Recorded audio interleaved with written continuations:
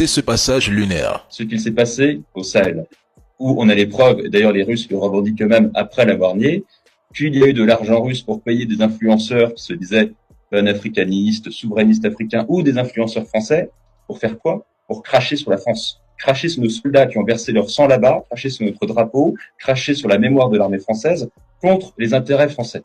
Vous n'êtes pas obligé de répondre, chacun. Est-ce que vous êtes rémunéré pour vos interventions à LCI? Bien sûr. Oui. Bien sûr. C'est une exclusivité qu'on a avec la chaîne. Avant, on intervient sur tous les autres médias et j'ai intervenu, moi, pendant une décennie gratuitement, bénévolement.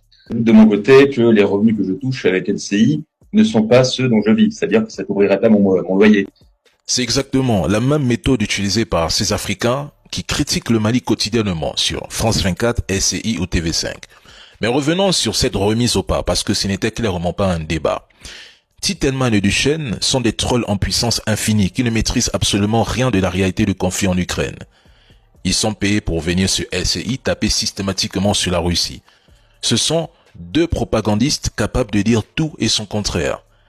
Ils touchent de l'argent par chronique, parfois même un forfait mensuel versé par une chaîne dont la ligne éditoriale est connue.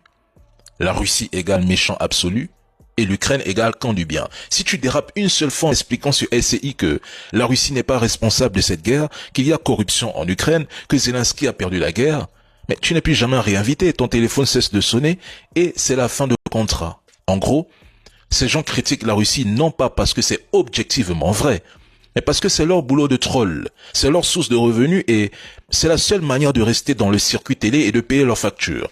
Et ce sont eux, qui reprochent aux autres d'être payés par la Russie simplement parce que nous disons la vérité, là où eux font que répandre de la désinformation à outrance. Bon, si on devait compter le nombre de fois où ils ont annoncé que la Russie allait perdre la guerre, ou encore les délires de Titelman expliquant que des Ukrainiens auraient combattu à main nue contre 150 soldats nord-coréens, ou que la Russie utilise des machines à laver pour fabriquer ses missiles, mesdames et messieurs, on ne s'en remettrait jamais.